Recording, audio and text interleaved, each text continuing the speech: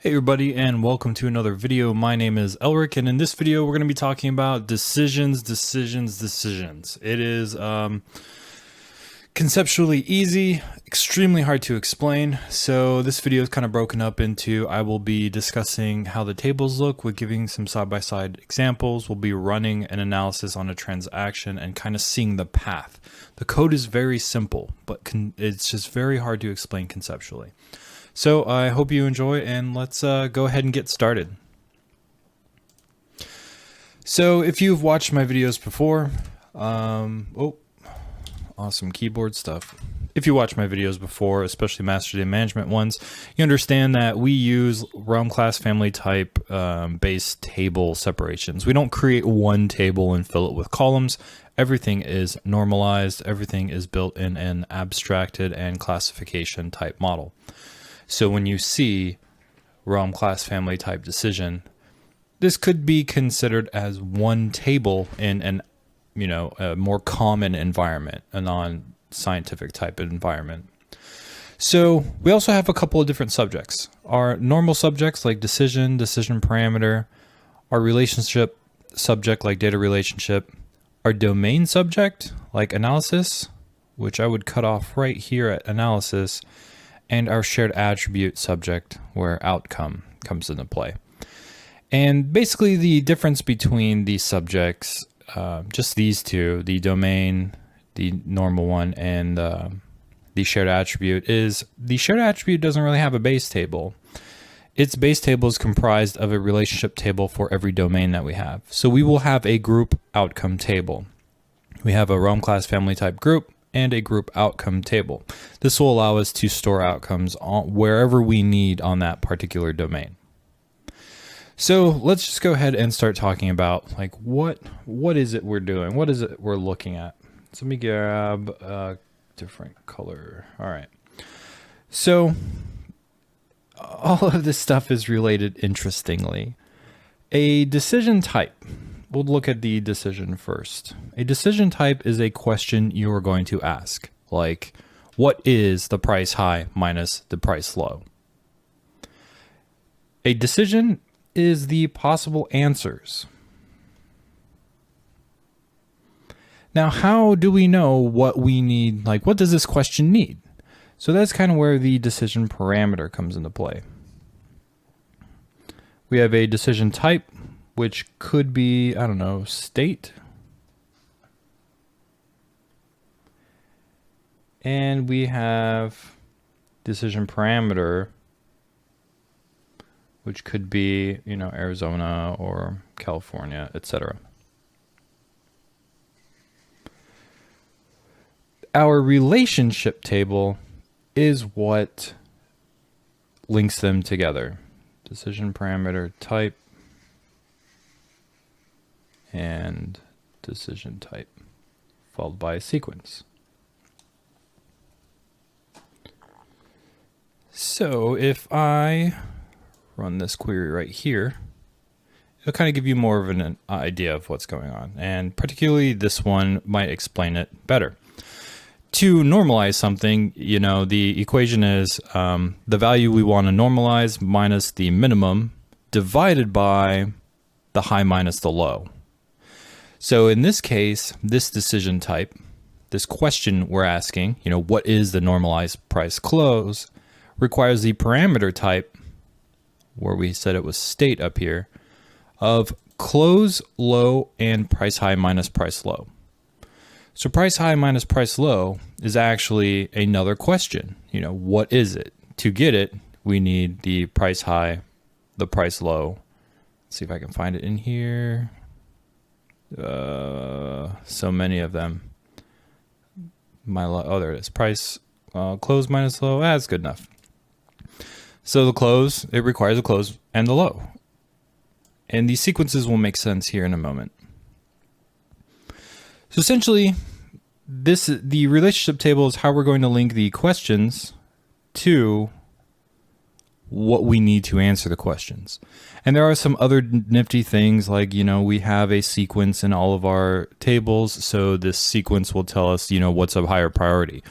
An example would be temperature. If we don't have the local temperature, which would be the highest priority, maybe we have surrounding area temperatures and we could just average them as a secondary priority. It's not accurate as we'd like it to be, but it still may answer the question. So how, if I run this procedure right now, we're going to process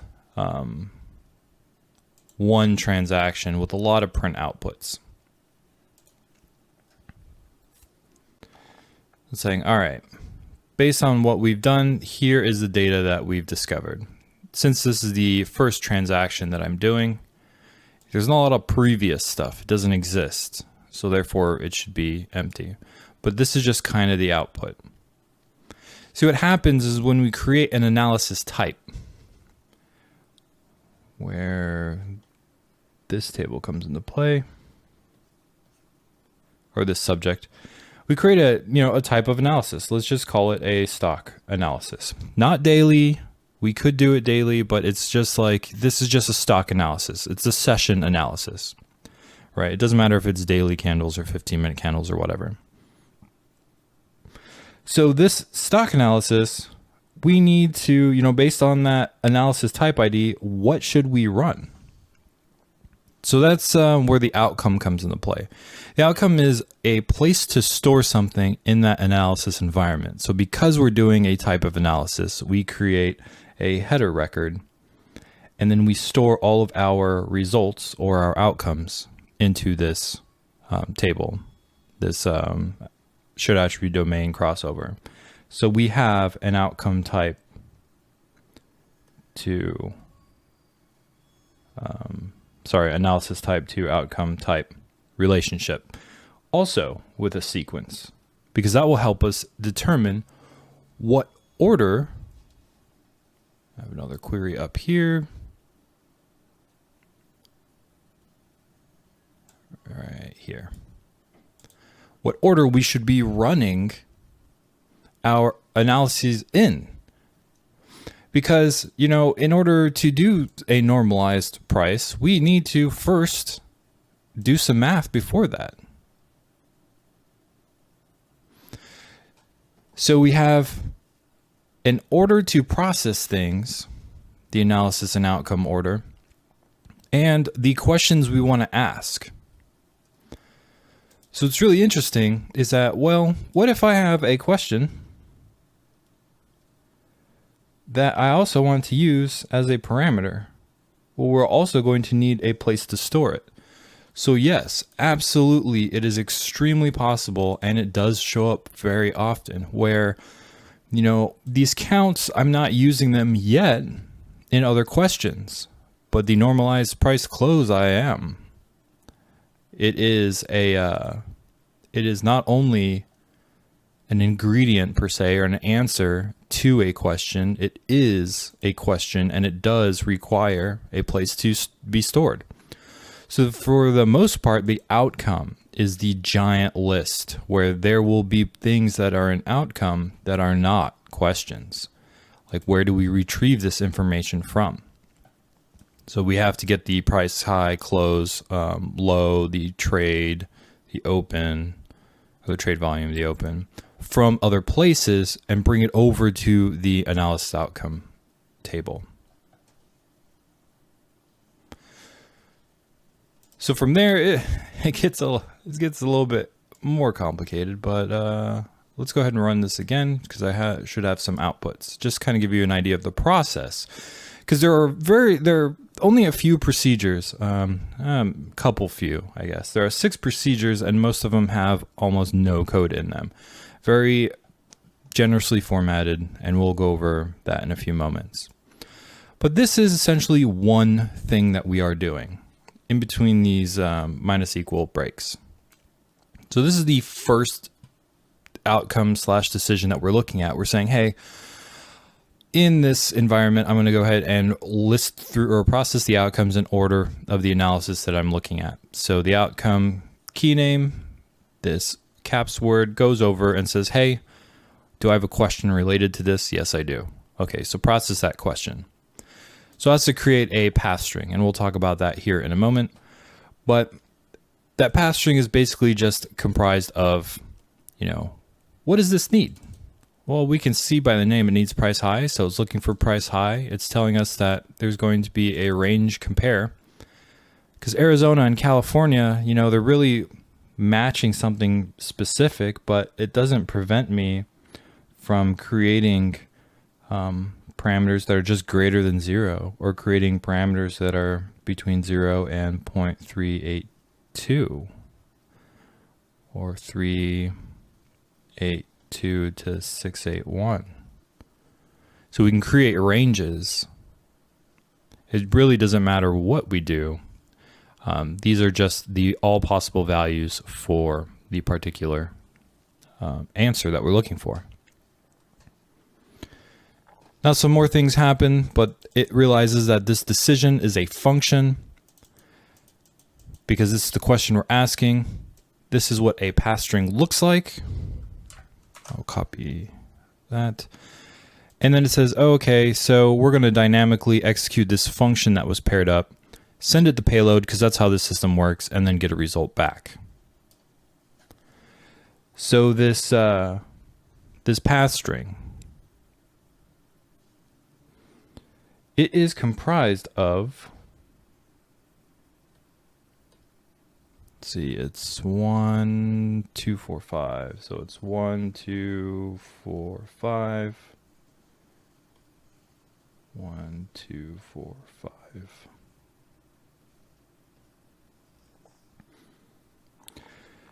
So this PathString exists in the decision table, and it's comprised of the decision parameters, the type, and the actual parameter. And we do it this way because it is possible for this type to be, I don't know, group ID, a key in the system. And are we going to fill this up with millions of rows? No. So it's really important that we do create these pairs because we could have a group ID of 5. And well, this is a group ID of 5, but we also have a decision parameter of 5. So without that type to decision parameter relationship, we can't be that much flexible. But essentially that is how these PathStrings are created. Now those PathStrings are attached to every decision, and sometimes there's multiple PathStrings. And what they can do is they can either return values or call procedures. So basically, based on what the outcome contains, we will get a parameter for it, build a string, and do something. That is the basic nature of this decision engine. Iterate through a list of things. Those things require something. Find those somethings. Do your comparisons. Generate your string and see if in the decision there's something to do. Well, is the price open equal to price low? Both of these are greater than 0. They exist. Let's call a equal function and send it price open and price low. That's greater than, or some other ones. Where's between? There we go. Here's between. Is the price open between the previous price open and price close? All of these are greater than 0 because, like I said, that's an available parameter. And since we're dealing with finances, we don't really need ranges for does it exist or not. And if it does, call the between function, send it price open, previous price open, and previous price close. I'll go over the between function because there are two types, lax and strict, especially when you don't know which one is higher. But yeah, so that is essentially, it's pretty complicated to explain, but code-wise, it's really easy. So what I want to do is just kind of go over that code and uncomment these print statements so we can run, 10 transactions just to see how it performs, because this is not optimized at all. So this is the decision transaction procedure. and this is it. This basically says, hey, can you analyze this transaction? So analyzing this transaction, all it's going to do is say, hey, is there an analysis ID already attached to this transaction via our reference shared attribute and our reference type IDs, transaction to group, analysis to group, analysis to transaction. Well, no, there isn't one. Okay, so let's just go ahead and create a new analysis type. Let's make sure we associate the transaction to that analysis type, so next time through we can hit that. And for ease, let's go ahead and grab the symbol or the group ID and attach it to that analysis type as well. That'll help us in the long run, trying to condense things down and focus win rates on particular symbols for specific strategies.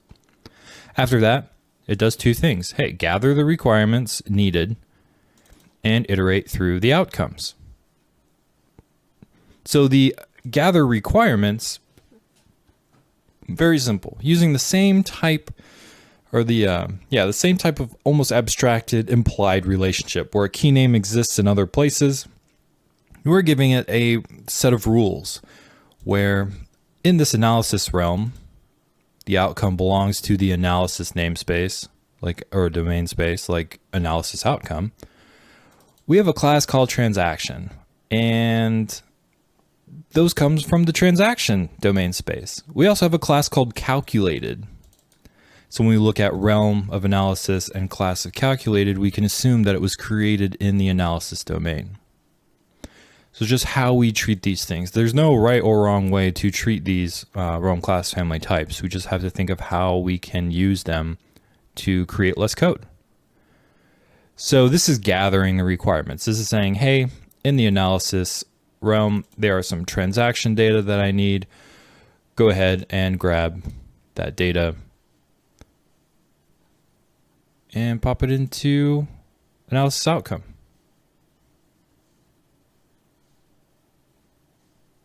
Easy as that. So after the gather requirements, we have to iterate through that list. So iterating through the outcomes. Again, very simple. Like I was talking about, we're going to get the analysis type ID and compare it to that relationship so we can get a sequence of outcomes to process and just process that outcome. That is all this procedure does. Very small, just go grab your IDs and iterate through. I try to separate the code as much as possible because it helps with maintenance. Like if I need to add more specific things to this iteration process, then it's just right here and I'm not looking at 1,000, 2,000 lines of code or even 500 lines of code. So process the outcome. And this is basically the end, where as we're processing the outcome, we have three things we need to do. We need to get the path string. So we need to create that comma delimited key value pairs inside of the parentheses. We need to figure out what to do with that path string, and then we'll just save the value. So very simple kind of execution. The path string, not that complicated. Iterating through that decision type to decision parameter relationship, the question and the answers used for that question.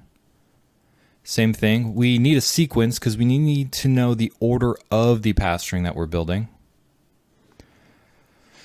But we do need some information about that answer that we're using. More particularly, how are we comparing it?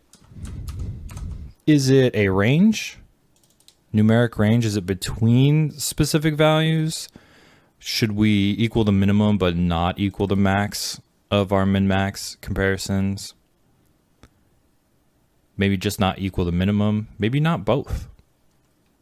So this fetch statement for building that path string is essentially just how should we retrieve that ID. So we have match or contains for text, so we can grab IDs appropriately, and we can have the same decision parameter type price high, we can have that as many times as we want in the family and have different slices of data. Like think of age. We can have 5-year age bands, 20, 25, 30, 35, or 10-year age bands, or just say greater than, less than 65. After we figure out our two IDs, there's really only two possibilities. One, the ID was not returned. It does not exist. So we're going to exit out of the cursor, not even worry about finishing the PathString. Or it does exist, and we build that string. Because of how I build it, I go ahead and take off the comma at the end, wrap it in the parentheses, and send it forward. And if we break it, I send an empty PathString. This can be used to avoid looking at the decision table itself to figure out what you need to do. Or you can assume this to be a default. Well, if I couldn't build anything, I still want to do something. If I couldn't get previous counts, I actually want to return a 0. We should just start the counts now. No previous counts is still 0. So we can handle these things differently. Once we build that PathString, we send it up. We go to the next procedure, which is getting that value for that PathString.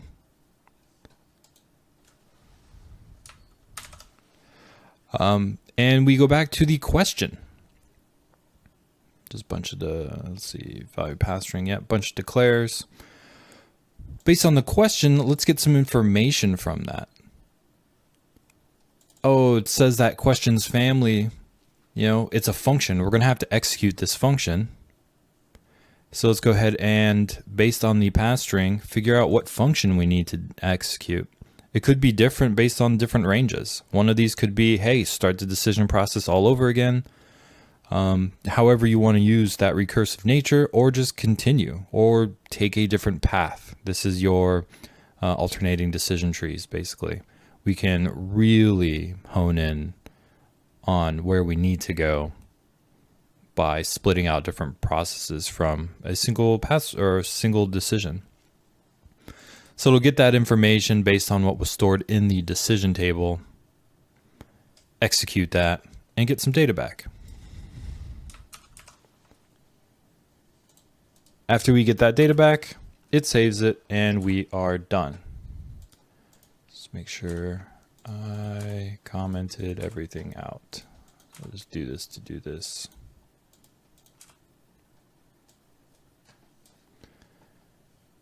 And run it. Oh, never mind, that's here. Okay. So running multiple decisions, it's like no problems. Just executing. Now we've processed 10, I'm sorry, not multiple decisions, multiple transactions. We processed 10 transactions. I'm still working on the actual values, but it's like, okay, so here's a vertical format of what we're looking at. Second analysis happens, third, fourth, all the way to 10. So I have this code that kind of unpivots that data for, a better kind of read.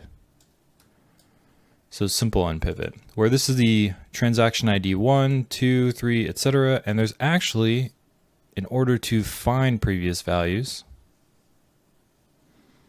I have what is the previous transaction ID somewhere. There it is.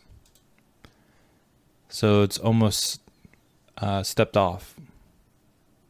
Previous analysis ID, etc. So this will allow us to see all these different counts and compare, how long have we been in this trend? This consecutive volume, less than volume. Ooh, we want more volume. We want that conviction coming in. So real quick before I end this video, I do want to just go over a couple of the functions, since a lot of this stuff will be using functions to make its decisions. It's kind of important to see how they look, just because we are dealing with the payload type environment, so some of these look a bit different. Adding is a good one because adding, subtraction, multiplication, division is all the same. When we send in our process parameters, our decision, here's what you need or here's what you should use in that function, we can say, is this numeric? If it's not, it's a key name because our key names are alphanumeric. Therefore, you can go get the value. If it is numeric, though, just go ahead and send that back. And this will allow us to, let's say we wanted to figure out what 4 times the current transaction count was. Well, we could just send in transaction count 4. It would pick this up, grab our value, say this is a 4, and multiply them. This is the add procedure, but the same thing applies. If it's the first item, there's nothing really to do, so we'll just set it. If it's not the first item, go ahead and perform your addition, subtraction, multiplication, or division on it. Another interesting function is the, we could do is greater than, is equal, greater than, less than equal, greater than equal, all the same thing. We send that PathString in, we get our 2 parameters out. Using simple row number, we will always get them in the correct order. Fetch those values and do our comparison. So each of these functions just has a modified piece right here. It's either flipped or has an equal sign. And lastly, I want to look at or show you guys the between lax. Because same kind of thing, we have 3 parameters this time, something between something else and something else. So something between something else and something else. Price open, previous high, previous low. So previous high, previous low makes sense, but previous open, previous close, well, they could be above or below each other. They're not always going to be a very strict comparison. So that's kind of where this comes into play, the lax version of it, where, hey, if our last 2 parameters are in the wrong order, maybe we should try to compare it the other way and see if they're between it. The strict version of this is essentially just this code right here, where you will be between it or not. So we have a lot of flexibility, and now all we have to do is fill data up. So thank you very much for watching. I know it's pretty crazy, pretty long video. It is what it is. It is going to make all of these decisions for us. It's going to do our moving averages. How many previous transactions do you have? Do you have 200? Can I do a 200 moving average? And it needs a lot of optimization. So in the future, there's going to be some videos on how we're going to optimize this, looking at the execution plan. But for now, I'm going to hit this really hard so we can start processing a ton of transactions and start hooking up our strategies. So thank you again. I will see you next time. If you enjoyed it, like, comment, subscribe. Else, see you in the next video.